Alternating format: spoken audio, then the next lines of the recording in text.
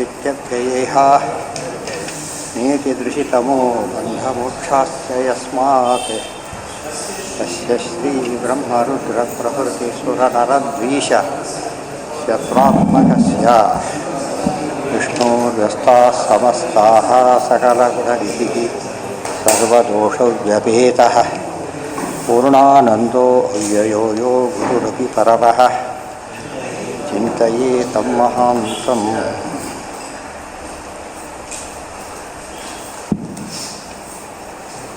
ಯಾವತ್ತೀಗ ಕಹಿ 11 ಇದಾಯ್ತಾ ಸ್ಮರಣಾದೇವ ತದರಕ್ತಯತೋ ಸ್ವರೂಪಂ ಭವಾನೇವ ವೇದ ಅದಾಯ್ತು ಮಹಿಮ್ನಃ ಸವಶೋ ಅನುವಕ್ತೇ ವೇದಾಶ್ಚ ಅಸಮದರ ಅದು ಅರ್ಥ ಆಗಬೇಕಿತ್ತು ಹೇ ಸ್ಮರಣಾದೇವ ಸ್ವದುರಕ್ತಃ ತತ್ತೇ ಸ್ವರೂಪಂ ಭವಾನೇವ ವೇದ ಉರಗೇಂದ್ರ ಭೋಗದಂಡೆ ಅದು ತಾನೇ ವಿಫೃತೋ ಮೋಕ್ಷ ಸಿದ್ಧಾರ್ಥ ಅಸುರ್ಯ ಅದು ಅವತ್ತು ಹಿಂದಿಂದಾಗಿದೆ ಅಸುರ್ಯ ನಾಮ ತ್ರೈಲೋಕ ಆಗಿದೆ.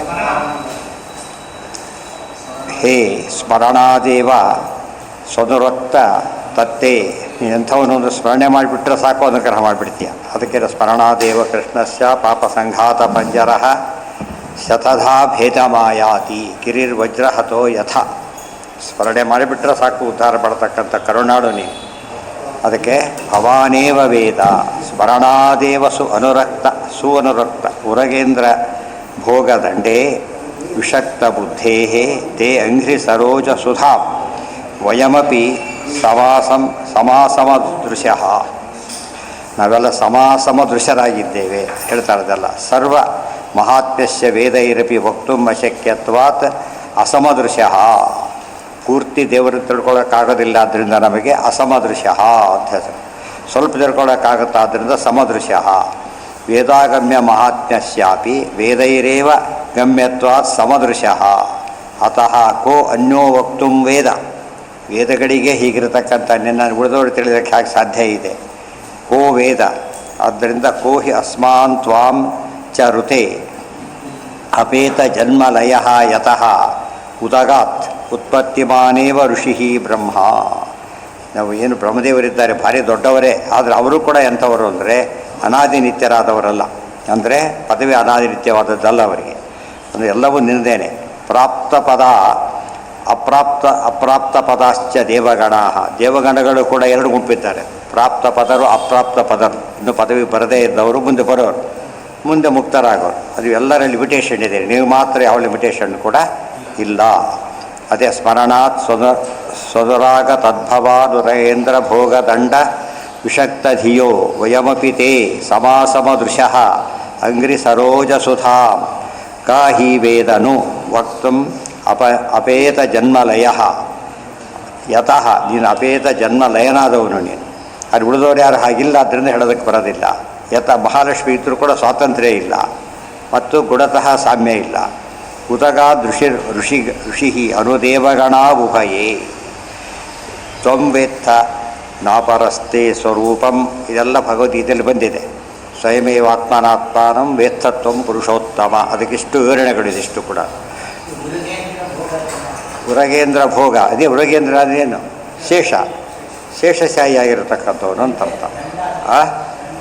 ಏನಿದೆ ದಂಡ ಅಲ್ಲ, ಭೋಗ ದಂಡ ವಿಷಕ್ತ ಧಿಯ. ಭೋಗ ದಂಡ ಅಂದ್ರೇನು, ಭೋಗ ಉದ್ದಕ್ಕೆ ಇರುತ್ತಲ್ಲ ದಂಡ ಅಂತ ಕರೆ. ದಂಡಾಕಾರ ಅಂದ್ರೇನು, ಉದ್ದಕ್ಕೆ ಅಂತ.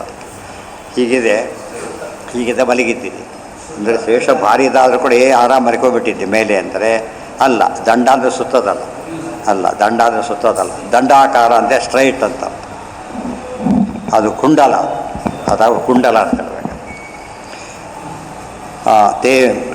ತೇ ನತೇ ತ್ವಂ ವೇತ್ಥ ನಾಪರಹ ತೇ ಸ್ವರೂಪಂ ನ ನಿತ್ಯವಾಂಗ್ ಮತ್ತು ನಾಗಭೋಗ ಪ್ರಿಯಸ್ಯ.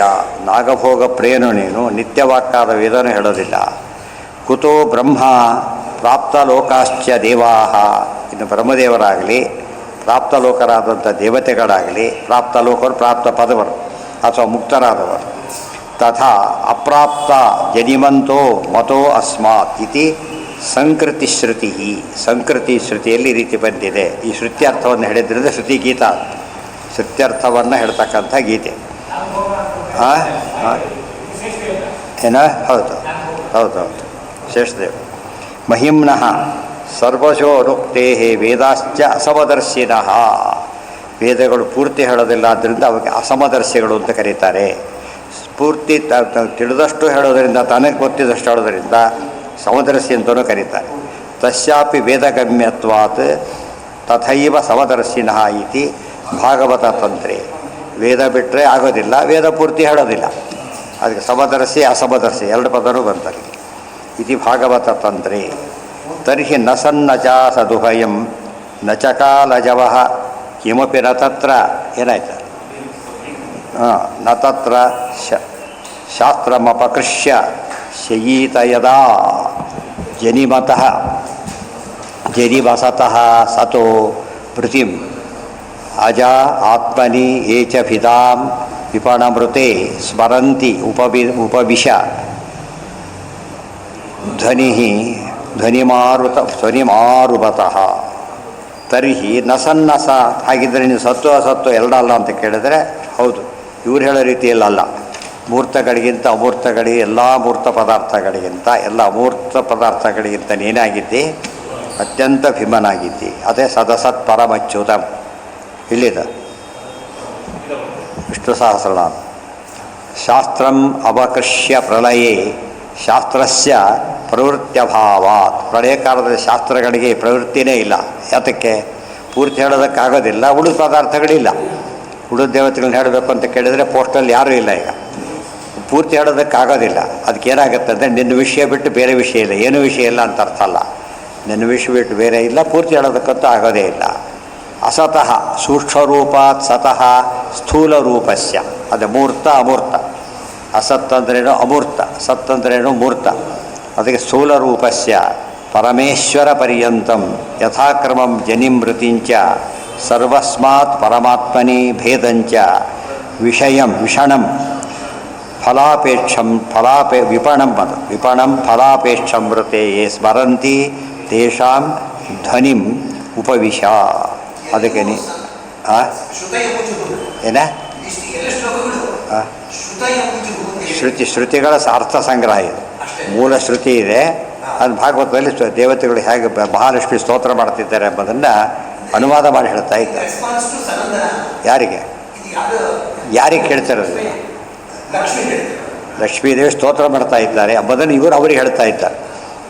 ಹಳೆಯ ಕಾಲದೊಳಗೆ ಜಗತ್ತೆಲ್ಲ ಏನಿದೆ ಜಠರೇ ನಿಧಾಯ, ಹೊರಗಡೆ ಯಾವುದೂ ಇಲ್ಲ. ವೇದಗಳು ಸ್ತೋತ್ರ ಮಾಡ್ತಾ ಇವೆ. ಈಗ ವಿಷಯ ಏನು ವೇದಗಳಿಗೆ? ಬೇರೆ ವಿಷಯ ಇಲ್ಲ. ಯಾಕೆ? ಯಾವ ದೇವತೆಗಳು ಇಲ್ಲ ಹೇಳೋದಕ್ಕೋಸ್ಕರ. ಮುಖ್ಯವಾಗಿ ಯಾವಾಗಲೂ ಪರಮಾತ್ಮನ ಹೇಳುತ್ತೆ ಎಂಬುದಕ್ಕೆ ಇದು ಉತ್ತರ ಇದೆ. ಈಗಲೂ ಹೇಳಿದ್ದರೆ ಮುಂದೆ ಹೇಳುತ್ತಾಗೆ. ನೀವು ಬರೋಕ್ಕಿಂತ ಯಾರಪ್ಪ ಇದ್ರಿ ಅಂತಾರಲ್ಲ, ಹಾಗೆ ಯಾರ್ದೀಗಾಗಿದ್ದರೆ ಇದು ಟೆಸ್ಟ್ ಮಾಡಬೇಕಾದ್ರೆ ಕೂಡ ಯಾವತ್ತಿಂದ ವಾಸ ಮಾಡ್ತಾನೆ ಅನ್ನೋದ್ರ ಮೇಲೆ ಓನರ್ಶಿಪ್ ಡಿಪೆಂಡ್ ಆಗುತ್ತೆ. ಇವ್ರು ಯಾರೋ ಯಾವತ್ತಿಂದ ಇಲ್ಲೇ ಇಲ್ಲ, ಒಳಗೆ ಕೂತಿರೋ ಪದವಿ ಇಲ್ಲ ಯಾರಿಗೂ ಕೂಡ. ಮುಕ್ತರಿಗೆ ಬೇರೆ ಇದಿಲ್ಲ, ವ್ಯಾಪಾರ ಇಲ್ಲ, ಅವರಿಗಿಲ್ಲ. ಮತ್ತು ವೇದಗಳಿಗೆ ಕೆಲಸ ಏನೀಗ?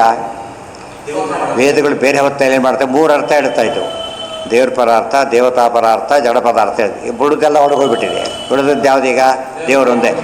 ಅದು ಅರ್ಥನೇ, ಬೇರೆ ಅರ್ಥ ಮಾಡೋಂಗಿಲ್ವೇ ಇಲ್ಲ. ಇದು ವೇದಗಳ ಹಿರಿಮೆ. ಒಂದು ವಿಷಯ ಅದು ಅದೇ ಸಮ ಅಸಮ ಎರಡು ಹೇಳಿದ್ರು. ಹಿರಿಮೆನೂ ಇದೆ, ಲಿಮಿಟೇಷನ್ನೂ ಇದೆ ಅಂತ ಅರ್ಥ. ಆದರೆ ನೀನು ಯಾರಿಗೆ ಸಿಗ್ತೀವಿ ಗೊತ್ತಾ? ಇಷ್ಟ ಸ್ಥಿತಿಯಲ್ಲೂ ಕೂಡ ಸಿಗೋದು ಯಾರಿಗೆ? ನೀನೀಗ ಎಷ್ಟು ಹೊತ್ತು ಕೊಟ್ಟು ಹೇಳ್ತಾರೆ ನೋಡಿ. ಸೂಕ್ಷ್ಮರೂಪಾತ್ ಸತಃ ಸ್ಥೂಲರೂಪಸ್ಯ ಪರಮೇಶ್ವರ ಪರ್ಯಂತಂ ಯಥಾಕ್ರಮಂ ಜನಿಮೃತಿಂಚ ಸರ್ವಸ್ಮಾತ್ ಪರಮಾತ್ಮನಿ ಭೇದಂಚ ವಿಪಣಂ ಫಲಾಪೇಕ್ಷಮೃತೆ. ವಿಪಣ ಅಂದರೆ ಅಂತ ಹೇಳಿದರೆ ಫಲಾಪೇಕ್ಷೆ ಇಲ್ಲದೇನೆ ಋತೆ ಯೇ ಸ್ಮರಂತಿ ತೇಷಾಂ ಧ್ವನಿಂ ಉಪವಿಶ. ನೋಡಿ, ಯಾರು ಫಲಾಪೇಕ್ಷೆ ಇಲ್ಲದೆ ಇರ್ತಾರಲ್ಲ ಅವರಿಗೆ ಒಲಿತೆ ಅಷ್ಟೇ. ಇಲ್ಲದವ್ರಿಗೆ ಫಲಾಪೇಕ್ಷೆ ಬಂತು ಅಂದರೆ ದೇವರು ಏನಂತಾರೆ? ಯಾಕಡೆ ನೋಡ್ತಿದ್ರೆ ಪಾಠ ಹೇಳೋದಿಲ್ಲಲ್ಲ, ಹಾಗೆ ಯಾಕೆ ಎಲ್ಲೋ ನೋಡ್ತಿದ್ದೀವಿ ಹೋಗೋದು ಬಿಡ್ತಾರೆ. ಎಲ್ಲೋ ಫಲ ಕೇಳಿ ಎಲ್ಲೋ ನೋಡಿದಾಗ ಲೆಕ್ಕ. ದೇವ್ರಿಗೆ ಗಮನ ಇಲ್ಲದೆ ಬೇರೆ ಕಡೆ ಎಲ್ಲಿ ಗಮನ ಕೊಟ್ಟಾಗ ಈಗ ಫಲಕ್ಕೆ ಕೊಟ್ಟಾಗ ಅಂದಮೇಲೆ ನೀವು ಗಮನ ಇಲ್ಲ ಅಂತ ಅರ್ಥ. ನಿಮಗೆ ಅಷ್ಟು ಕಾಣಿಸೋದಿಲ್ಲ, ತಿಳಿಸೋದಿಲ್ಲ ಅಂತ ಹೇಳ್ತಾರೆ. ಅದಕ್ಕೆ ಯಾವ ಸ್ಟೇಜಲ್ಲಿ ಏನಾಗಲೇಬೇಕು ಅಂದಲ್ಲ, ಒಂದು ಸ್ಟೇಜಲ್ಲಿ ನಿಷ್ಕಾಮ ಕರ್ಮ ಮಾಡಲೇಬೇಕು. ಫಲಪ್ರವೃತ್ತಿಯಿಂದ ಎಲ್ಲಿರ್ತಾರೆ ಅಲ್ಲಿವರೆಗೂ ದೇವ್ರ ವಿಚಾರ ತಲೆ ಹೋಗೋದಿಲ್ಲ. ತದಲಂ ಬಹುಲೋಕ ವಿಚಿಂತನಯ ಪ್ರವಣಂ ಕುರು ಮಾನಸ ಮೀಶಪ. ಅದಕ್ಕೂ ಅದೇ ಅರ್ಥ. ಬಹುಲೋಕ ಅಂದ್ರೇನು? ಅಲ್ಲಿ ಹೋಗಬೇಕು, ಈ ಲೋಕ ಆ ಲೋಕ ಎಲ್ಲ ತಲೆ ಕೆಲ್ಸಗಳಕ್ಕೆ ಹೋಗಬೇಡ. ಸ್ವರ್ಗಾದಿ ಲೋಕಗಳಿದೆ, ಯಾವ ಲೋಕಕ್ಕೆ ಯೋಚನೆ ಮಾಡಬೇಡ. ಪ್ರವಣಂ ಕುರು ಮಾನಸ ಮೀಶಪದೆ. ಯಾತಕ್ಕೆ? ಮಾಮುಪೇತ್ಯತು ಕೌಂತೆಯ ಪುನರ್ಜನ್ಮ ನವೀತ್ಯ. ಉಳಿದ ಲೋಕಗಳೆಲ್ಲ ನಶ್ವರ ಲೋಕಗಳು. ಈ ಲೋಕ ಶಾಶ್ವತವಾದ ಲೋಕ. ಬೇರೆ ಕಡೆ ಗಮನ ಕೊಡಬೇಡ. ಕೆಲಸಕ್ಕೆ ಒಳ್ಳೆ ಕೋರ್ಸ್ ಸಿಕ್ಕಿದೆ, ಟೆಂಪ್ರರಿ ಜಾಬಿಗೆ ಸೇರಿಬಿಡ್ತಾರೆ. ಸಿಟ್ಟು ಬರುತ್ತೆ ನೋಡಿದವರಿಗೆ, ಬುದ್ಧಿ ಇಲ್ಲ ನನಗೆ ಅದಕ್ಕೆ ಸೇರು ಅಂತ ಹೇಳ್ತಾ. ಅರ್ಥ ಆಯ್ತಾ? ಎಷ್ಟೋ ಸರ್ತೆ ಆಯ್ಕೆಯಲ್ಲಿ ಸೋತ್ಬಿಡ್ತಾರೆ ಜನ ಆಪ್ಟ್ ಮಾಡೋದರಲ್ಲಿ. ಅವರು ಹೇಳಿ ಕೆಲವು ಪೆನ್ಷನ್ ಒಟ್ಟಿಗೆ ದುಡ್ಡು ಬೇಕು ಆಮೇಲೆ ಹೋಗೋದು ಕೇಳಿದರೆ ತಕ್ಷಣ ಆರಿಸ್ಕೊಬಿಟ್ರು 35,000 ತಕ್ಷಣ ಬರುತ್ತೆ ಅಂತ. ಈಗ ಲೆಕ್ಕಕ್ಕೆ ಇಲ್ಲ ಲೆಕ್ಕ. ಈಗ ಏನಾಯ್ತು ಅಂತ ಕೇಳಿದರೆ ಅದೇ ಇದ್ದಿದ್ದು ಎಷ್ಟು ಬರ್ತಿತ್ತು ಪೆನ್ಷನ್, ಹೇಗೆ ಬರ್ತಿತ್ತು? ಅಷ್ಟು ದುಡ್ಡು ಬರಬೇಕು, ಲಕ್ಷ ರೂಪಾಯಿ ಪೆನ್ಷನ್ ಬರೋಕೆ ಎಷ್ಟು ದುಡ್ಡು ಇಟ್ಟಿರ್ಬೇಕಲ್ಲಿ ಯೋಚನೆ ಮಾಡಿ. ತಿಳಿತಾ? ಅದೇ ಎಲ್ಲ ಖರ್ಚು ಮಾಡ್ಕೊಬಿಟ್ರಿ. ಮತ್ತೆ ಬರುತ್ತೆ ಅರ್ಧಕ್ಕರ್ಧ ಖರ್ಚಾಗುತ್ತೆ. ಯಾರು ಇಸ್ಕೊಬಿಟ್ರು, ದುಡ್ಡಿದೆ ಕೊಡೋದು ಇಸ್ಕೊಟ್ರು, ಕಡೆಗೆಲ್ಲ ಖಾಲಿ ಹಾಕಿದ್ಕೊಂಡ್ಬಿಟ್ರು. ಅದೇ ವಿವೇಕ ಬೇಕು. ಆಮೇಲೆ ಚೇಂಜ್ ಇಲ್ಲ, ಚಾಯ್ಸ್ ಕೊಟ್ಟಿರ್ಬೋದು ಹೋಯ್ತಾರೆ. ಅರ್ಧ ಮಾಡಿದ್ರೆ ಅದಕ್ಕೆ ಮೀನಿಂಗೇ ಇರೋದಿಲ್ಲ. ಆದ್ದರಿಂದ ಫಲಾಪೇಕ್ಷೆ ಒಂದು, ಯಾವ ಫಲ ಕೇಳಬೇಕು ಅಂತ ಒಂದು. ಲೋಕದಲ್ಲೂ ಕೂಡ ಏನು ಕೇಳಬೇಕು ಅಂತ ಹೇಳಿದರೆ ಸುಲಭವಾದ ಸಂಗತಿ ಅಲ್ಲ ಅದು. ಅದು ಗೊತ್ತಿದ್ದವ್ರು ಆಗಬೇಕು. ಅದಕ್ಕೆ ಹೇಳಿ ಕಳಿಸ್ಬೇಕು ಅವರು, ಈ ರೀತಿ ಕೇಳು, ಬೇರೆ ಕೇಳಬೇಡ ಅಂತ ಹೇಳಿ. ಅದಕ್ಕೆ ಗುರುಪದೇಶ ಇದ್ದಾಗ ಏನಾಗುತ್ತೆ ಅಂದರೆ ಅವ್ರು ಹೆಚ್ಚು ತಿಳಿದಿರ್ತಾರೆ, ಆದ್ದರಿಂದ ಹೇಳ್ತಾರೆ. ನೋಡಿ ಯಾವ ಕೆಲಸ ಒಳ್ಳೆಯದು ಅಂತ ಡಿಸೈಡ್ ಮಾಡ್ಬೇಕಾದ್ರೆ ಹೇಗೆ ನಾವು ಕೇಳ್ತೀವಿ ಹಾಗೆ ಕೇಳಬೇಕು. ಆರುವತೋ ವಾಯೋ ಪ್ರಸಾದಾತ್ ತಥಾ ಸ್ಮರಂತಿ. ಆದರೆ ಇದು ಅನುಗ್ರಹ ಮಾಡಬೇಕಾದ್ರೆ ಫಲಾಪೇಕ್ಷ ಬಿಟ್ಟಿರ್ಬೇಕಾದ್ರೆ ಸುಲಭ ಅಲ್ಲ. ಅಂತ ಬಿಟ್ಟವರು ಒಬ್ರು ಇರಬೇಕು. ಯಾರವರು? ಆರುವತಃ. ಬರೀ ಅವನ ಸ್ತೋತ್ರನೇ ಮಾಡ್ತಾರೆ, ಬೇರೆ ಕೆಲಸನೇ ಇಲ್ಲ ಅವರಿಗೆ. ಯಾರು? ವಾಯುದೇವರು. ಅವ್ರ ಮೂಲಕ ಹೋದರೆ ಸಿಗ್ತೀವಿ ಅಷ್ಟೇ ಹೊರತು ಬೇರೆ ಕಡೆ ಸಿಗ್ಲಿಕ್ಕೆ ಸಾಧ್ಯ ಇಲ್ಲ. ನೇರ ಅಂತೂ ಕಾಣೋದಿಲ್ಲ, ಬೇರೆ ವಸ್ತುಗಳಿಗಾದ್ರೂ ಕಾಣಿಸೋದೇ ಇಲ್ಲ. ಫಲಾಪೇಕ್ಷೆ ಬಿಡಬೇಕು. ಅದು ಬಿಟ್ಟವ್ರು ಗುರಿ ಆಗಬೇಕೀಗ. ಡ್ರೈವರ್ ಮಾತ್ರ ಎದ್ದಿರಬೇಕಲ್ಲ ಹಾಗೆ. ಅವನು ಎಲ್ಲ ನಾನು ಮಲಗಿಬಿಡ್ತೀನಿ ಮೇಲೆ ಏನಾಗುತ್ತೆ ಅಲ್ಲಿಗೀಗ? ಇಲ್ಲ, ನಿಂತು ಹೋಗುತ್ತೆ, ಎಲ್ಲ ಹೊಡೆಯುತ್ತೆ ಅಷ್ಟೇ. ಅವರು ಅದು ಯಾರು ಡಿಪೆಂಡ್ ಆಗಿ ಯಾವುದು ಖುಷಿಯಿಂದ ಮಲಗಿದ್ದಾರೋ ಇರೋದ ಅವನು ಎಚ್ಚೆತ್ತಿದ್ದಾನೆ ಅನ್ನೋ ಗ್ಯಾರಂಟಿಯಿಂದ. ಅದಕ್ಕೆ ವಾಯುದೇವರು ಎಚ್ಚೆತ್ತಿದ್ದಾರೆ. ಸಿಂಪಲ್ ಅದು. ಬಸ್ತೆ ಎಲ್ಲ ಮಲಗಿದವರು ಡ್ರೈವರ್ ಹೇಗೆ ಇದ್ದಿರ್ತಾನೋ ಮಲಗಿದವ್ರು ಕೂಡ ಇದ್ದಿರೋದು ಯಾರು? ವಾಯುದೇವರು ಒಬ್ಬರೇ. ಗೋಡೆ ದೇವರು ಯಾವಾಗಲೂ ಕಾಮನ್. ನಿದ್ದೆ ಮಾಡೋನು ಏನು ಮಾಡೋಲ್ಲ, ಯಾವಾಗಲೂ ಡ್ರೈವಿಂಗ್ ಕೆಲಸ ಕಳಿಸೋದಿಲ್ಲ. ಅದೇ ರೀತಿಯೇ ಲೀಡರ್ ಆಗ್ಲಿಕ್ಕೆ ಸಾಧ್ಯ ಇಲ್ಲ. ಅವನು ತಾನೇ ಫಲ ಕೇಳಬೇಕಾದ್ರೆ ಇನ್ನೊಬ್ಬರಿಗೇನು ಕೇಳ್ತಾನೆ, ಅದು ಸರಿಯಲ್ಲ. ಆರುವತಃ, ರುವತಃ ಅಂದರೆ ಧ್ವನಿ ಮಾಡೋದು. ಆರುವತಃ, ಯಾವಾಗಲೂ ರುವತಃ. ಏನು? ದೇವ್ರ ಬಗ್ಗೆ ಹರಿದೇವ ಪರ ಅಂತ ಹೇಳ್ತಾ ಇರೋದು. ನಾ ಸದಾಸೀತ್ ನೋ ಸದಾಸೀತ್ ತದಾನೀಂ ನಾಸೀದ್ರಜೋ ನೋ ವ್ಯೋಮ ಅಪರೋ ಯತ್ ಕಿಂ ಕಿಂ ಆವರೀವಹ ಕುಹಕಸ್ಯ. ಇದು ಬೇರೆ ಶ್ರುತಿ. ಈ ಪ್ರಸಿದ್ಧ ಶ್ರುತಿ ಬೇರೆ, ಈ ಶ್ರುತಿ ಬೇರೆ. ಪೂರ್ವಾರ್ಧ ಒಂದೇ, ಉತ್ತರಾರ್ಧ ಬೇರೆ. ಸರ್ವಲಂಭ ದಾಸದೀಯ ಸೂಕ್ತ ಅಂತ ಋಗ್ವೇದದಲ್ಲಿ ಸಿಗುತ್ತೆ. ಆ ಸೂಕ್ತ ಮೊದಲನೇ ವಾಕ್ಯ ಅದು, ಮುಂದಿನ ವಾಕ್ಯ ಬೇರೆ ಆಗಿದೆ. ಗಹನಂ ಗಭೀರಂ ಇತಿ ಆದ್ಯಾಶ್ರುತಿ. ಸೂಕ್ಷ್ಮಾಣಿ ಮಹದಾದೀನಿ ಮೂಲಾನಿ ಅಂಡಾದಿಕಾನಿ ಚ ಉಭಯಂಚ ಅಗ್ನಿರಾಪಶ್ಚ ನ ಕಿಂಚಿತ್ ಪ್ರಳಯೇಭವತ್ ಇತಿ ಪ್ರಕಾಶಿಕಾಯ. ಪ್ರಳಯ ಕಾಲದಲ್ಲಿ ಏನಿರಲಿಲ್ಲ, ತಾತ್ಪರ್ಯನೇ ಅರ್ಥ ಆಗುತ್ತೆ. ಆಸೀದುದಾರ ಗುಣವಾರಿಸಿರ ಪ್ರಮೇಯ ನಾರಾಯಣ ಪರತಮಃ ಪರಮಾತ್ಸ ಏಕಃ ಸಂಶಾಂತ ಸಂವಿಧ ಖಿಲಂ ಜಠರೇ ನಿಧಾಯ. ಯಾವುದಿತ್ತು ಯಾವುದಿಲ್ಲ ಅಂತ ಹೇಳ್ತಾರೆ. ಸೂಕ್ಷ್ಮಾಣಿ ಮಹದಾದೀನಿ ಎಲ್ಲಿ ಬಂದಿದೆ ಪದ? ಸೂಕ್ಷ್ಮಾಣಿ ಮಹದಾದೀನಿ. ಸಂಸೃಷ್ಟಮಂಡಂ ತದ್ಗಂಚ ಎಲ್ಲಿದ? ಎಲ್ಲಿದ್ದದ? ತತ್ವಸಂಖ್ಯಾನ ಅಲ್ಲಿ ಹೇಳಿದ್ದಾರೆ. ಸೂಕ್ಷ್ಮ ರೂಪದಲ್ಲಿರುತ್ತೆ, ಸ್ಥೂಲ ರೂಪದಲ್ಲಿ ಅದೆಲ್ಲ ಬರಬೇಕು. ಸೂಕ್ಷ್ಮಾಣಿ ಮಹದಾದೀನಿ ಮೂಲಾನಿ ಅಂಡಾದಿಕಾನಿ ಚ ಉಭಯಂ ತು ಅಗ್ನಿರಾಪಶ್ಚ ನ ಕಿಂಚಿತ್ ಪ್ರಳಯೇ ಅಭವತ್. ಇವೆಲ್ಲ ಸೂಕ್ಷ್ಮ ರೂಪದಲ್ಲಿದೆ, ಅದು ಕೂಡ ಸ್ಥೂಲ ರೂಪದಲ್ಲಿಲ್ಲ, ಎಲ್ಲ ಉದಯದಲ್ಲಿದೆ.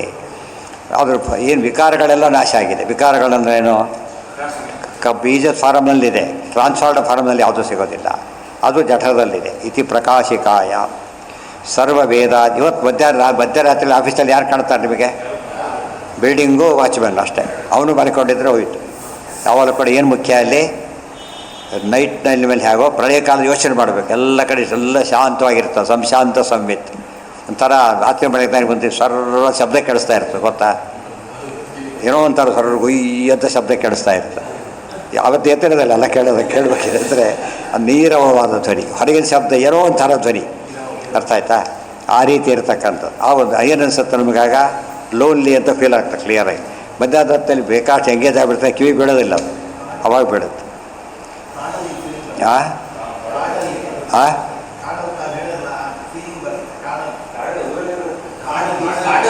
ಕಾಡಲ್ಲಿ ಯಾಕಂದರೆ ಯಾವಾಗಲೂ ಅಲ್ಲಿ ಅದು ಯಾವುದು ವಾಸ ಇರೋದ್ರಿಂದ ಆ ಧ್ವನಿನೇ ಭಯ ಹುಟ್ಟಿಸುತ್ತೆ ಫಸ್ಟ್ ಇವರಿಗೆ. ಸರ್ವ ವೇದಾದಿ ರೂಪ. ಅದೇ ಒಂದು ರೀತಿ ಧ್ವನಿ ಬರ್ತಾ ಇರೋದು.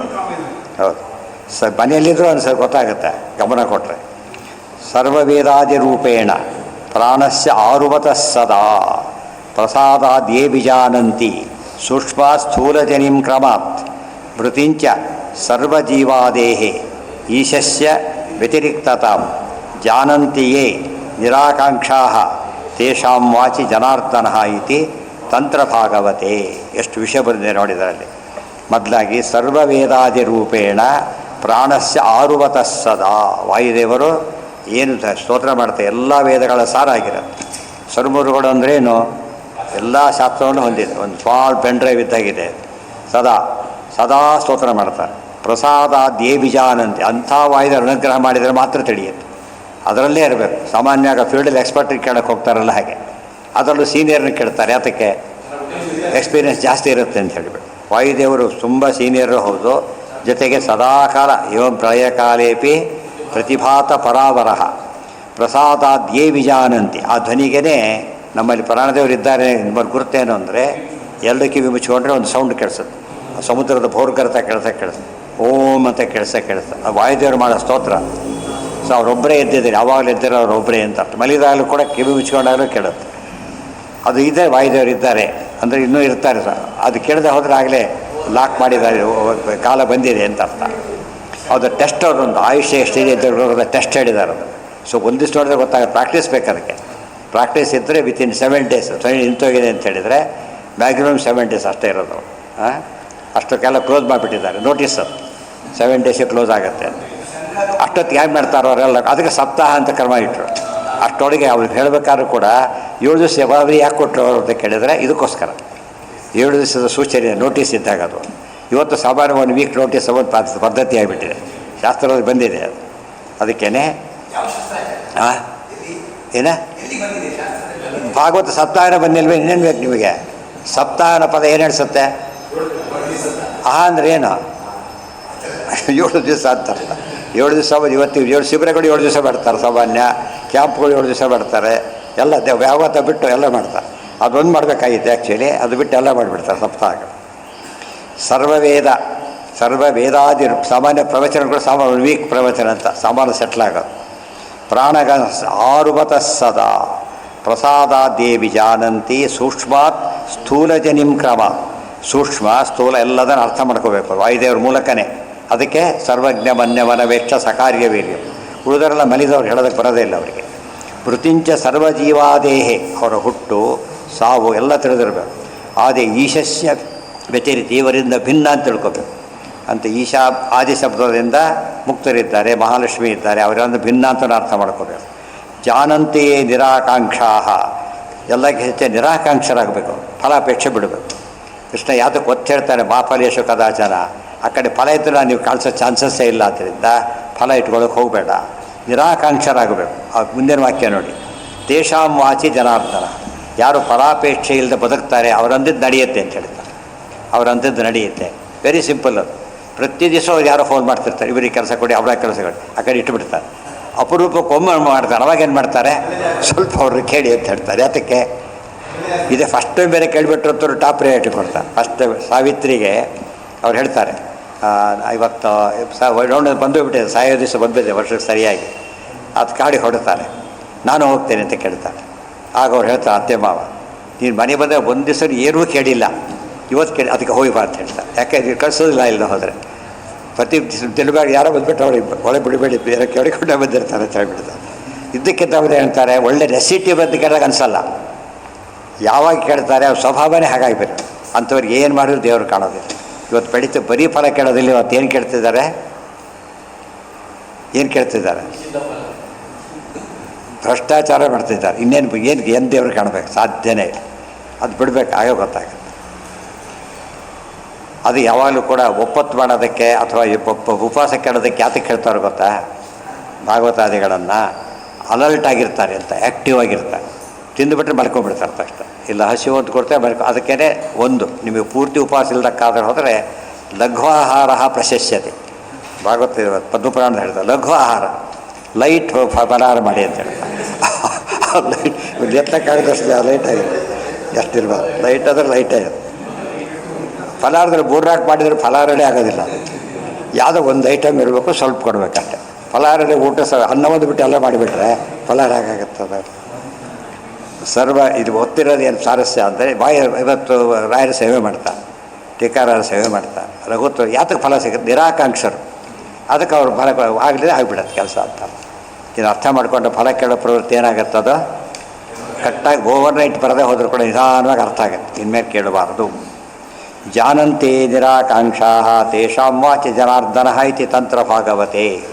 ಅದಕ್ಕೆ ದೇವರು ಹೇಳ್ತಾನೆ, ಬೇರೆಯವ್ರ ಫಲ ಕೇಳಿದ್ರೆ ಕೊಡ್ತೀನಿ, ನಮ್ಮವ್ರು ಕೇಳಿದ್ರೆ ಕೊಡೋದಿಲ್ಲ ಅಂತ ಹೇಳ್ತಾನೆ. ಯಾತಕ್ಕೆ? ಬೇಕಾದವ್ರು ಹಾಳಾಗಬಾರ್ದು ಅಂತೇಳಿ ಇದು ಮಾಡ್ತೀವಿ ಅಂತ ಹೇಳ್ತಾನೆ. ತ್ರಿಗುಣಮಯ. ಅದ ಫಲ ಕೊಡೋದಿಲ್ಲ ದೇವರಲ್ಲ, ಇರೋದ್ರ ಕಿತ್ಕೊಬಿಡ್ತಾನೆ ಅಂತ. ಯಶ್ಚಾರಗ್ರಹ ಮಿಚ್ಛಾಮಿ ತಸ್ಯ ವಿತ್ತಂ ಹರಾಮ್ಯ. ಯಾಕೆ ಫುಲ್ ಈ ಕಡೆಗೆ ಬರ್ತಾಳೆ ಅಂತ ಹೇಳಿಬಿಟ್ಟು ಏನು ಇಲ್ಲದ ಹೋದ್ರೆ ನಿರ್ವಾಹ ಸೇರ್ತಾರೆ, ಜೀತಕ್ಕೆ ಹೋಗ್ತಾರೆ, ಏನೂ ಇಲ್ಲ ಅಂತ ಹೇಳಿಬಿಟ್ರೆ. ದೇವ್ರ ಜೀತ ಕಂಡವ್ರ ಜೀತ ಮಾಡಬಾರ್ದು. ಯಾರು ಜೀತ ಮಾಡಬೇಕು? ದೇವ್ರ ಜೀತ ಮಾಡ. ತ್ರಿಗುಣಮಯ ಪುಮ. ಅದಕ್ಕೆ ಜೀತ ಅಂತ ಅಂಥ ಜೀತ ಅಂದರು ಒಂದೇ, ದಾಸ ಅಂದರು ಒಂದೇ. ಅದಕ್ಕೆ ದಾಸ, ದೇವರ ದಾಸ ಅಂತ ತಿಳ್ಕೊಳ್ಳೋದಕ್ಕೆ ಸದಾಕಾಲ ಯಾವ ಕಾಲಕ್ಕೂ ರಿಲೀವ್ ಆಗಲಿಕ್ಕೆ ಸಾಧ್ಯನೇ ಇಲ್ಲ. ಅಂಥ ಜೀತ ಮಾಡಬೇಕು. ತ್ರಿಗುಣಮಯ ಪುಮಾನಿತಿ ಯದಬೋಧಕೃತ ತ್ವಯಿ ನತು ಭವೇತ್ ತದವಬೋಧರಸೇ ಸದಿವ ಮನಃ ತ್ರಿವೃತ್ವಯಿ ಭವತಿ ಅಸತಾಂ ಮನುಜಾದಯೋ ವಿಮೃಶಂತಿ ಅಶೇಷವಿದಂ ಆರ್ತತಯ ಆತ್ಮವಿದಃ. ತ್ರಿಗುಣಮಯ ಪುಮಾನಿತಿ ಯದಬೋಧಕೃತ ತ್ವಯಿ ನತು ಭವೇತ್ ತದವಬೋಧರಸೇ. ಏನಿದೆ ಸಾಮಾನ್ಯವಾಗಿ ದೇಹದಲ್ಲಿ 3 ಗುಣ ಇರುತ್ತೆ ಅಂಥೇಳಿ, ನಿನ್ನಲ್ಲಿ ಇದೆಲ್ಲ ಕೂಡ ತ್ರೈಗುಣ್ಯ ವರ್ಜಿತಾನೆ. ತತ್ ಅಲ್ಲ ಸದಿವಂ ಅಲ್ಲ, ಸದಿವ ಮನಸ್ಸು ಕೂಡ ಏನಾಗಿದೆ? ತ್ರಿವೃತ್ತಿ. ಭವತಿ ಅಸತಾಂ ಮನುಜಾದಯ. ಅಂಥವ್ರಿಗೆ ಮನಸ್ಸು ಕೂಡ ಏನು ಉಪಯೋಗ ಮಾಡೋದಿಲ್ಲ. ಯಾರು ತ್ರಿಗುಣಗಳು ಒಳಗಾಗ್ತಾರೆ ಆ ಗುಣದ ಎಫೆಕ್ಟ್ ಯಾವಾಗಲೂ ಕಾಣಿಸ್ತಾನೆ ಇರುತ್ತೆ. ವಿಮೃಶ್ಯ. ಇವತ್ತು ತುಂಬ ಸೆಕೆ ಇದೆ, ಹೊರಗೆ ಹೋದರೆ ಜಾಸ್ತಿ ಸೆಕೆ ಆಗುತ್ತೆ, ಗೊತ್ತಾಯ್ತಾ? ಯಾಕೆ? ಬಿಸಿಲು. ಇದು ಬಿಸಿಲು ರೇಡಿಯೇಷನ್ ಅಷ್ಟೇ, ಇದು ಅದು ಡೈರೆಕ್ಟ್ ಅದು ಜಾಸ್ತಿ ಆಗುತ್ತೆ. ಅದೇ ರೀತಿ ಅದಕ್ಕೆ ಅಂದರೆ ಅರ್ಥ ಏನು? ತ್ರಿಗುಣಮಯವಾದ ದೇಹಕ್ಕೆ ಎಫೆಕ್ಟ್ ಇದೆ. ಆದರೆ ಯಾವುದಕ್ಕೆ ಎಫೆಕ್ಟ್ ಇಲ್ಲ ಇದಕ್ಕೆ? ಇದಕ್ಕಿಲ್ಲ. ತ್ರಿಗುಣಾತೀತರಿಗೆ ಇದೇನು ಮಾಡೋದೇ ಇಲ್ಲ. ಅದು ಸಿಂಪಲ್ ಹೇಳಿಲ್ಲ. ರೋಡ್ ಟ್ರಾಫಿಕ್ ಜಾಮ್ ಆದರೆ ಫ್ಲೈಟ್ಗೇನು ಅಫೆಕ್ಟ್ ಆಗೋದಿಲ್ಲ. ಅಲ್ಲಿ ಜಾಮ್ ಆದರೆ ಅದಕ್ಕಾಗುತ್ತೆ, ಇದಕ್ಕಾದರೂ ಆಗೋದಿಲ್ಲ. ಸಂಬಂಧನೇ ಇಲ್ಲ ಅದಕ್ಕೂ ಇದು. ಅದಕ್ಕೋಸ್ಕರನೇ ಭವತಿ ಅಸತಾಂ ಮನುಜಾದಯ ವಿಮೃಶಂತಿ ಅಶೇಷವಿದಂ ಆರ್ತತಯ ಆತ್ಮವಿದ. ಇದೆಲ್ಲ ಯಾತಕ್ಕೆ ಹೇಳ್ತಾರೆ? ಜಿಜ್ಞಾಸೆ ಅಂದರೆ ಅದು ಸರಿಯಾಗಿ ಯೋಚನೆ ಮಾಡೋದು ಅಭ್ಯಾಸ ಮಾಡಿ ಅಂತ ಹೇಳ್ತಾರೆ. ಏನು ಅಭ್ಯಾಸ ಮಾಡಬೇಕು ಅಂದರೆ ಇವೆಲ್ಲ ನಶ್ವರ. ಆದ್ದರಿಂದ ಇವರಿಂದ ನಮಗೆ ಉಪಯೋಗ ಇಲ್ಲ, ಅವ್ರು ಉಪಯೋಗ ಮಾಡೋ ಚಾನ್ಸೂ ಇಲ್ಲ. ಯಾತಕ್ಕೆ? ಅವೇ ನಶ್ವರ. ಅದು ಏನು ಬೇಕೀಗ? ಅವನೇ ಟೆಂಪ್ರರಿ ಪೋಸ್ಟಲ್ಲಿದ್ದಾನೆ, ಏನು ಕೆಲಸ ಕೊಡ್ಸೋಕ್ಕೆ ಸಾಧ್ಯ ಇದೆ? ಆ ದೃಷ್ಟಿಯಲ್ಲಿ ಅದು ಬರೀ ಕೆಲಸಗಾರ ಇದ್ದಾನೆ, ಬೇರೆ ಪವರ್ ಇಲ್ಲ, ಅವನು ಕೊಡ್ಸೋಕ್ಕೆ ಬರೋದಿಲ್ಲ. ಚೀಫ್ ಇದ್ದರೆ ಏನು ಬೇಕಾದ್ರೂ ಮಾಡಬಲ್ಲ. ಚೀಫ್ ಯಾರು? ದೇವರೊಬ್ಬನೇ. ಅದಕ್ಕೆ ಅಥಾತೋ ಬ್ರಹ್ಮ ಜಿಜ್ಞಾಸ. ಪರಮಾತ್ಮ ಒಬ್ಬನೇ ಏನವನು? ಯಾವ ಲಿಮಿಟೇಷನ್ ಇಲ್ಲದೆ ಇದ್ದವನ. ಕೆಲವು ಇದೆ ಪಾಪ, ಅವನ ಎಷ್ಟು ಕೊಡ್ತಾನೆ ಪಾಪ. Small factory, no vacancy board ಹಾಕಬೇಕಾಗ್ತದೆ. ದೇವರ ಹತ್ರ ಇಲ್ಲ ಅದು. ಯಾಕೆ? ಅನಂತ. ಇದೆಲ್ಲ ಯೋಚನೆ ಮಾಡಿದರೆ ಆಗ ನಮಗೆ ವಿಮರ್ಶೆ ಅಂತ ಕರೆಯೋದು. ಹೇಳೋ ವಿಮರ್ಶೆ ಆಗಬಾರ್ದು. ಏನಾಗಬೇಕು? ಅನುಭವದ ವಿಮರ್ಶೆ ಆಗಬೇಕು. ಬರೀ ಹೇಳೋದು ಆಗಬಾರ್ದು, ಕೇಳೋದು ಆಗಬಾರ್ದು, ಅನುಭವಕ್ಕೆ ಬರಬೇಕು. ಆಗ ಅದರ ಮಹತ್ವ ಏನು ಅಂತ ಗೊತ್ತಾಗುತ್ತೆ. ವಿಮೃಶಂತಿ ಅಶೇಷವಿದಂ ಆರ್ತತಯ ಆತ್ಮವಿದ ಅಬೋಧಕೃತ ತ್ರಿಗುಣಬದ್ಧತಾ. ಯಾಕೆ ತ್ರಿಗುಣಬದ್ಧತೆ ಅಂದರೆ ಜ್ಞಾನ ಇಲ್ಲ, ಅದಕ್ಕೆ ಬಂಧನ. ಯಾರನ್ನ ಕಟ್ತಾರೆ? ಎಚ್ಚರ ಇಲ್ಲದವ್ರನ್ನ ಅಟ್ಯಾಕ್ ಮಾಡ್ತಾರೆ. ನಮ್ಮ ಅವಿದ್ಯೆ ಯಾತಕ್ಕೆ ಅಟ್ಯಾಕ್ ಮಾಡಿದೆ ಅಂದರೆ ನಮಗೆ ಬದ್ಧತೆ ಇರೋದ್ರಿಂದ. ಯಾವ ಬದ್ಧತೆ? ಒಳ್ಳೆಯದಲ್ಲ. ಈ ಬದ್ಧತೆ ಸಂಸಾರದಲ್ಲಿ ಬದ್ಧರಾಗಿದ್ದೇವೆ. ಯತ್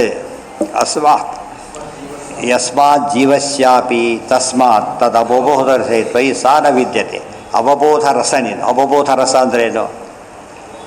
ಅವಬೋಧ ಅಂದರೆ ಜ್ಞಾನ, ಅವಬೋಧ ರಸ ಅಂದರೆ ಜ್ಞಾನಘನ. ಜ್ಞಾನಘನ ಅಂದ್ರೇನು? ಬೇರೆದು ಎಂಟ್ರಿನೇ ಇಲ್ಲ ಅದಕ್ಕೆ. ಜ್ಞಾನಘನ. ನೀವು ತಮಾಷೆ ನೋಡಿ, ಬೇಕಾದ್ರೆ ಒಂದಿಷ್ಟು ನೀರಿದೆ, ಹಾಲಿದೆ, ಸ್ವಲ್ಪ ಹಾಕ್ಬೋದು, ನೀರು ಹಾಕ್ಬೋದು, ಸ್ವಲ್ಪ ಹಾಲು ಹಾಕ್ಬೋದು. ಆದರೆ ಸಾಲಿಡ್ ಐಸ್ ಇದೆ, ಅದರೊಳಗೆ ಹಾಕ್ಲಿಕ್ಕೆ ಬರೋಲ್ಲ. ಯಾತಕ್ಕೆ? ಜಾಗ ಇಲ್ಲ. ಏನಾಗ್ತಾ ಹೋಗುತ್ತದು? ದ್ರವ್ಯ ಅಂದ್ರೇನು? ದ್ರವ ಪದಾರ್ಥ ಘನಪದ ವ್ಯತ್ಯಾಸ ಏನು? ಏನಾಗಿರುತ್ತದು? ಡೆನ್ಸಿಟಿ ಏನಾಗಿರುತ್ತದು? ಮ್ಯಾಕ್ಸಿಮಮ್ ಇರೋದನ್ನ ಜಾಗನೇ ಇಲ್ಲ ಹೋಗ್ಲಿಕ್ಕೆ. ಇಲ್ಲಿ ಜಾಗ ಇದೆ, ಅರ್ಥ ಆಯ್ತಾ? ಅದಕ್ಕೆ ಅವಬೋಧ ರಸ ನೀನು. ಜ್ಞಾನಘನ ಅದಕ್ಕೇನು ಚಾನ್ಸ್ ಇಲ್ಲ, ತಿಳ್ಕೊಂಡು ಎಂಟರಾಗೋ ಚಾನ್ಸೇ ಇಲ್ಲ. ಇನ್ನು ಅರ್ಥ ಮಾಡಿಕೊಂಡ್ರೆ ಅದಕ್ಕೆ ಯಾವ ಗುಣಪೂರ್ಣನಾಗಿದ್ದಕ್ಕೆ ದೋಷ ದೂರ. ಅಚ್ಯುತೋ ಅಶೇಷ ದೋಷ ಸದಾ ಪೂರ್ತಿತಃ. ಗೊತ್ತಾಯ್ತಾ? ಅಶೇಷ ಗುಣಪೂರ್ಣ, ಅಶೇಷ ದೂರ ಆಗಲೇಬೇಕು. ಯಾಕೆ ಸದಾ ಪೂರ್ತಿತಃ. ಸದಾ ಗುಣಪೂರ್ಣನಾದಾಗ ಏನಿಲ್ಲ ಜಾಗ, ಅಲ್ಲಿ ದೋಷಕ್ಕೆ ಜಾಗನೇ ಇಲ್ಲ.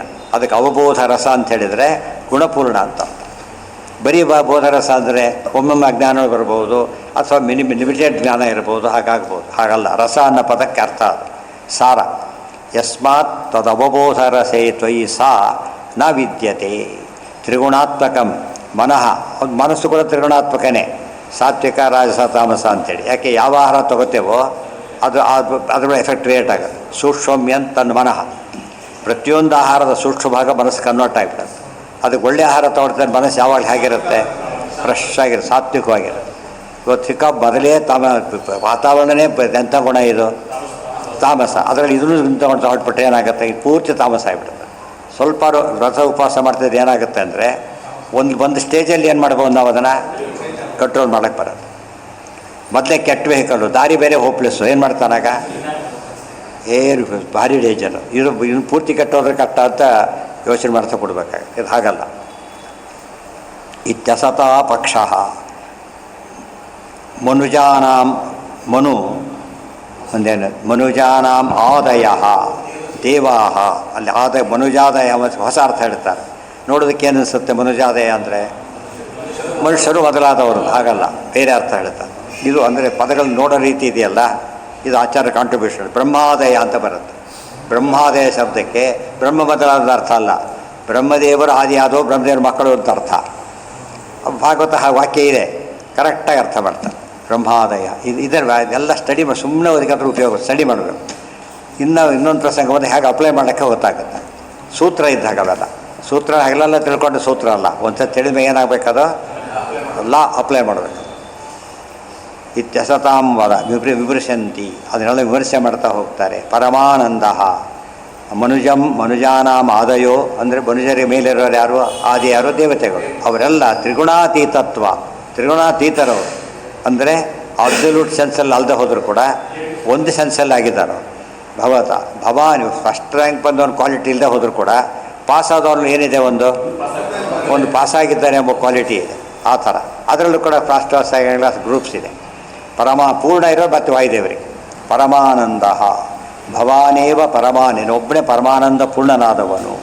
ತದನ್ಯತ್ ಸರ್ವಂ ಜೀವಜಾತಂ ಆರ್ತಮಿತ್ತೇವ ವಿವರಿಸುತ್ತೆ. ರೋಗ ಬಂದಾಗ ಯಾರನ್ನು ಹುಡುಕ್ತೇವೆ ನಾವೀಗ? ಡಾಕ್ಟರ್ ಹುಡುಕ್ತೇವೆ. ಹಾಗೆ ಇವತ್ತು ನಾವು ಗುಣಬದ್ಧರಾದ ನಾವು ಯಾರನ್ನು ಹುಡುಕ್ಬೇಕೀಗ? ಗುಣಾತೀತನ ಹುಡುಕ್ಬೇಕು.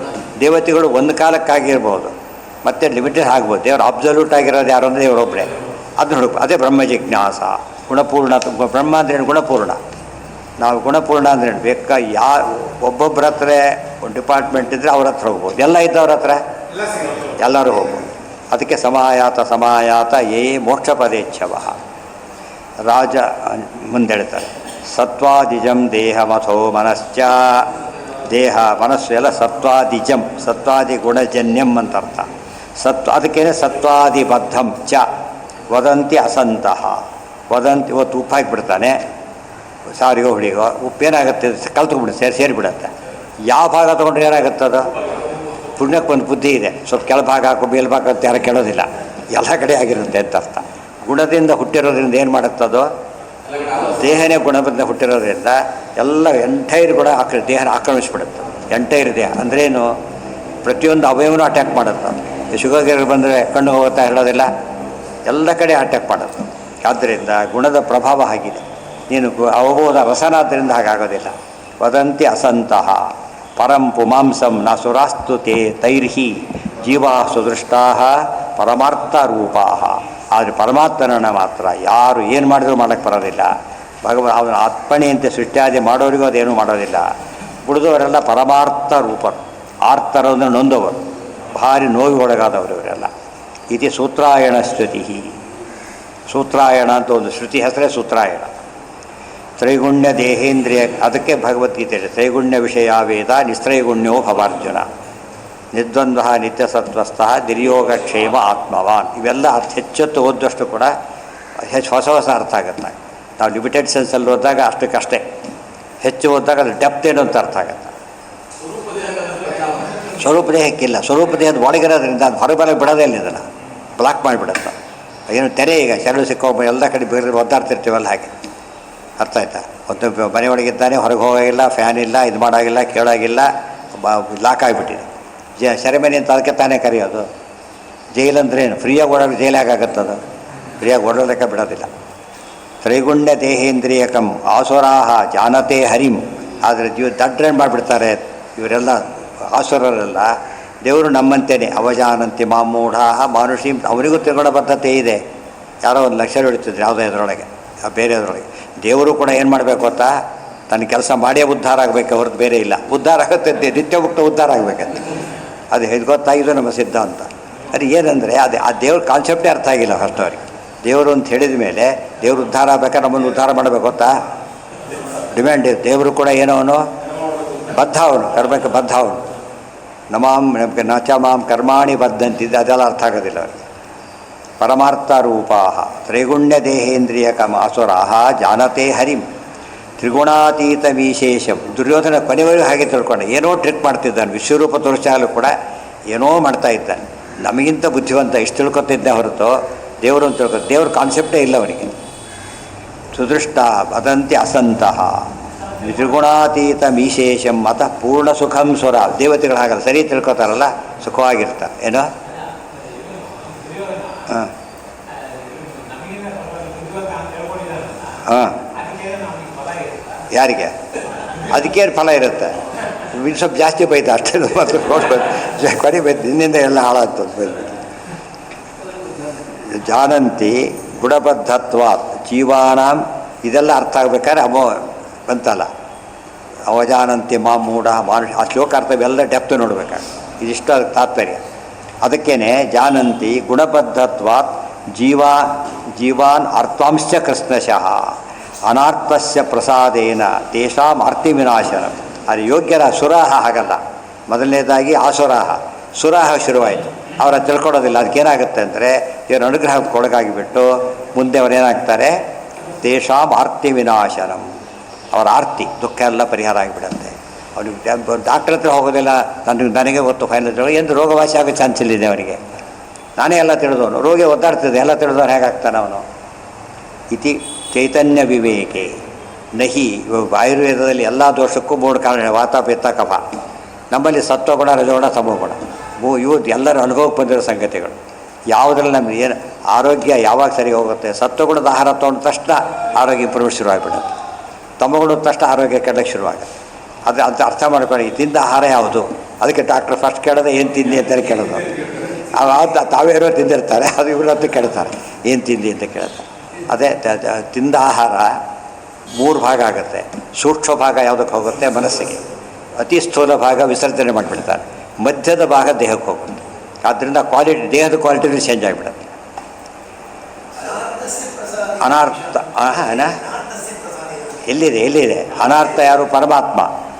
ನೋವಿಗೆ ಒಳಗಾಗದವನು, ಸಿಂಪಲ್ಲಾಗಿದೆ. ಅದುಃಖಮಿತರ ಸರ್ವಂ ಜೀವ ಇವತ್ತು ದುಃಖಿನಃ ತೇಷಾಂ ದುಃಖ ಪ್ರಹಾಣಾಯ ಶ್ರುತಿರೇಷಾ ಪ್ರವರ್ತನೆ. ಎಲ್ಲರೂ ದುಃಖಕ್ಕೊಳಗಾದವರೇ. ನಿತ್ಯ ಮುಕ್ತರು ಇಬ್ಬರೇ, ಸ್ವತಂತ್ರ ಒಬ್ಬನೇ. ಹಾಗೆ ರಿಲೀಸ್ ಆಗ್ತಾ ಬರುತ್ತೆ ನೋಡಿದರೆ.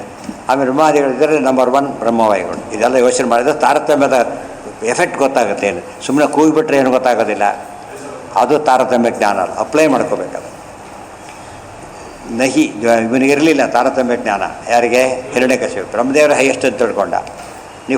ನೀವು ಸೃಷ್ಟಿ ಮಾಡಿದ ಯಾರಿಂದನೂ ಸಾಯಬಾರ್ದು ಅಂತ ತಿಳ್ಕೊಂಡ. ಆಯಿತು, ನಾನು ಹುಟ್ಟಿಸ್ತವನಿಂದಾನೆ ಸಾಯಿ ಅಂದ್ಬಿಟ್ರು. ಏನು ಗೊತ್ತಿಲ್ಲ ಅವನಿಗೆ? ಬ್ರಹ್ಮದೇವರಿಗೂ ತಂದೆ ಇದ್ದಾನೆ, ಅವನು ಸರ್ವೋತ್ತಮ. ಆ ಜ್ಞಾನ ಇಲ್ಲ. ಇದು ಏನು ಗೊತ್ತಿದೆ ಅವನಿಗೆ? ಬ್ರಹ್ಮದೇವ್ರ ವರ ಇರ್ತಾನೆ, ತಮ್ಮ ಸತ್ತಿದ್ದಾನೆ ಗೊತ್ತಿದೆ. ಅದು ಇನ್ನೊಬ್ರು ಏನೋ ಇರಬೇಕು ಅಂತ ಅರ್ಥ ಮಾಡ್ಕೋಬೇಕಲ್ಲ, ಅದು ಅರ್ಥ ಮಾಡ್ಕೊಳ್ಳಿಲ್ಲ. ಅದಕ್ಕೆ ಜಿಜ್ಞಾಸೆ ಇಲ್ಲ. ಇದು ವಿಚಾರ ಮಾಡಬೇಕಲ್ಲ. ಕೃಷ್ಣ ಕೊನೆಗೆ ಹೇಳೋದು ಅದನ್ನೇ, ವಿಮೃಶ್ಯೈತ ದಶಾಯ ಅಶೇಷೇಣ ಯಥೇಚ್ಛಸಿ ತಥಾಕುರು. ಪ್ರತಿಯೊಂದು ವಿಮರ್ಶೆ, ಒಳ್ಳೆಯದನ್ನು ಕೂಡ ವಿಮರ್ಶೆ ಮಾಡಿ ತಿಳಿಬೇಕು, ಕೆಟ್ಟದ್ದನ್ನು ಕೂಡ ವಿಮರ್ಶೆ ಮಾಡಿ ಬಿಡಬೇಕು. ವಿಮರ್ಶೆ ಮಾಡದೆ ಬಿಟ್ಟರು ಕೂಡ ಅವನು ಮೂರ್ಖ. ವಿಮರ್ಶೆ ಮಾಡಿ ಸ್ವೀಕಾರ ಮಾಡಿದ್ರು ಮೂರ್ಖನೇ. ಇದೇನು ಯಾರೋ ಬಂತು ಪಾರ್ಸಲ್ಲು, ಏನು ಯೋಚನೆ ಮಾಡಬೇಕು ಫಸ್ಟ್. ಅದು ಈಗಿನ ಕಾಲ ಸರಿ ಇಲ್ಲ, ಏನಾದ್ರು ಇರ್ಬೋದು, ಕೆಟ್ಟದಿರ್ಬೋದಾ ನೋಡ್ತಾನೆ.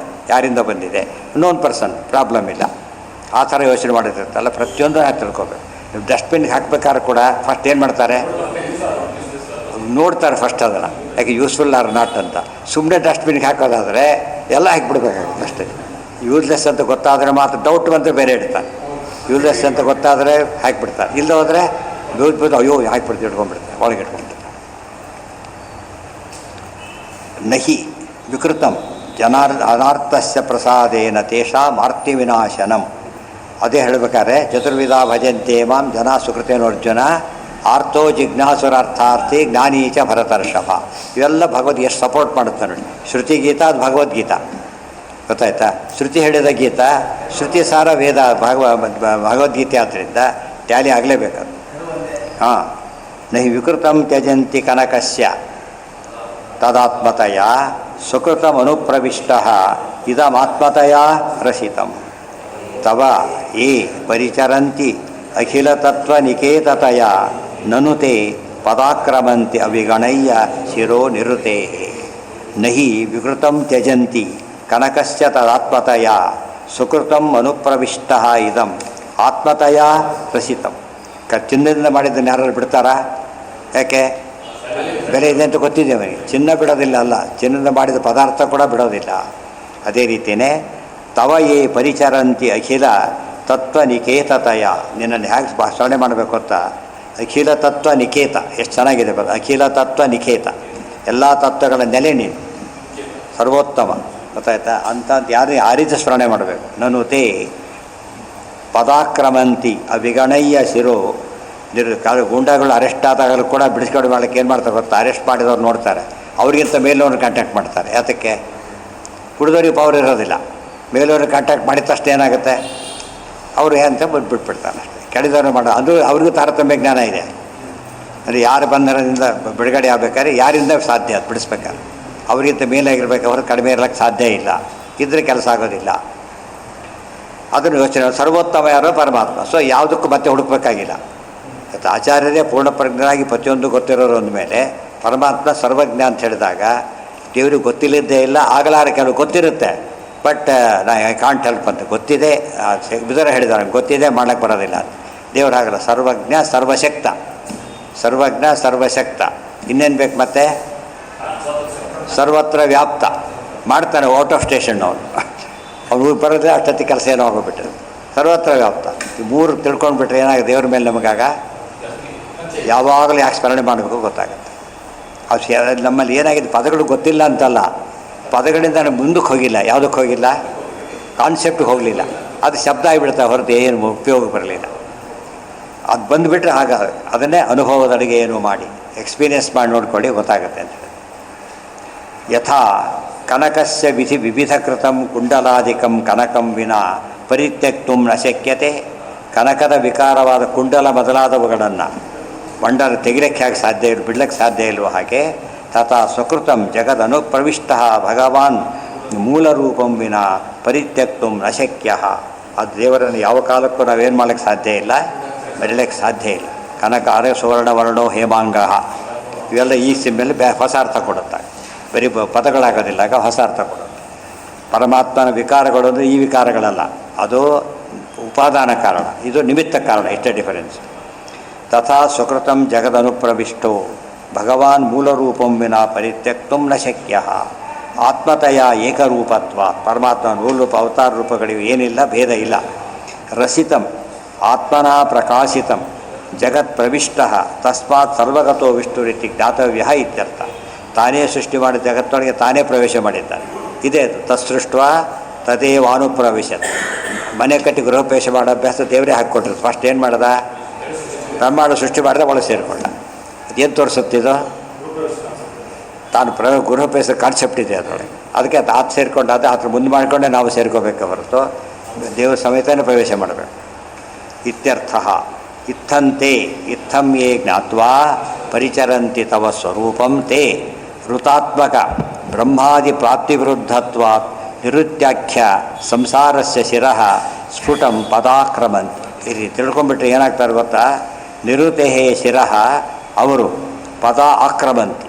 ಈ ರೀತಿ ತಿಳ್ಕೊಂಡವರು ನಿನ್ನನ್ನು ಯಾರು ಆಶ್ರಯಿಸ್ಬಿಡ್ತಾರೋ ಅವರು ಹರಿದೇವ ಪರ ಅಂತ ತಿಳ್ಕೊಡ್ತಾರೆ, ಅವರು ನಿವೃತ್ತಿಯ ತಲೆ ಮೇಲೆ ಕಾಲಿಡ್ತಾರೆ ಅಂತ ಹೇಳ್ತಾರೆ.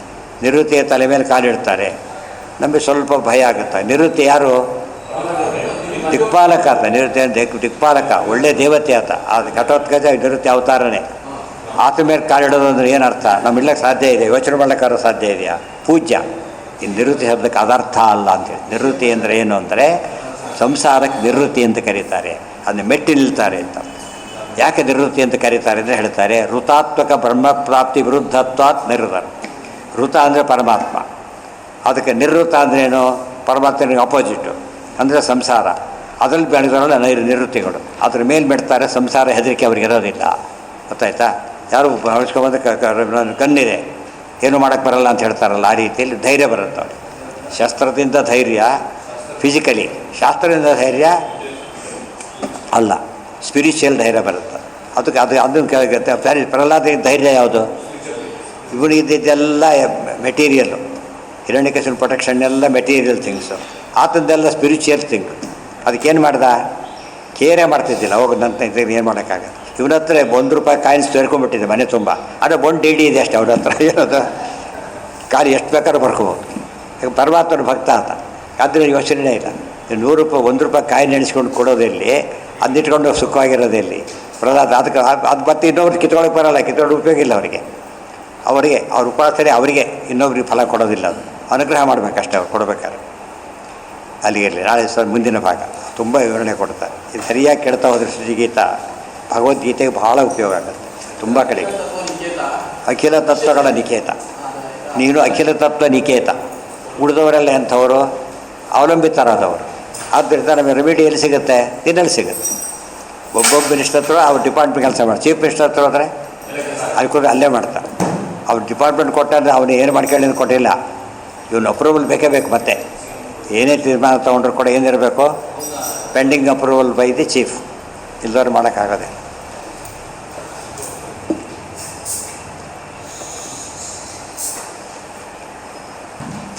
ಈಗ ಆರ್ಮಿ ಇದೆ, ಚೀಫ್ ಇದೆ, ಎಲ್ಲ ಇದ್ದಾರೆ. ಬಟ್ ಅವ್ರಿಗೆ ಪವರ್ಸ್ ಎಷ್ಟಿರುತ್ತೆ? ಕೊಟ್ಟರೆ ಈಗ ಅಟ್ಯಾಕ್ ಮಾಡೋಕ್ಕೂ ಮಾಡ್ತಾರೆ, ಮಾಡಿಕೊಡ್ದು ಮಾಡೋದಿಲ್ಲ ಅಷ್ಟೇ. ಮಾಡೋಕ್ಕೆ ಬರುತ್ತೆ, ಬಟ್ ಹೂ ಅಂತೇಳಿ ಈಗ ಕೊಟ್ಟಿದ್ದಾರೆ. ಬಟ್ ಕೊಡ್ದವ್ರು ಮಾಡಿದ್ರೆ ಇವರು ಅಪರಾಧ ಆಗುತ್ತೆ. ಎನ್ಕೌಂಟ್ರ್ ಮಾಡು ಅಂತ ಹೇಳಿದಾಗ ಮಾಡ್ಬೋದು, ತಾನೇ ಮಾಡ್ಲಿಕ್ಕೆ ಹೋಗಬಾರ್ದು. ಅದು ಮರ್ಡರ್ ಆಗಿಬಿಡುತ್ತೆ ತಕ್ಷಣ. ಅದು ಆತ್ಮರಕ್ಷಣೆ ಕ್ಲೈಮ್ಯಾಕ್ಸ್ ಆಫ್ ಬೇರೆ ಎಕ್ಸೆಪ್ಷನ್ಗಳು.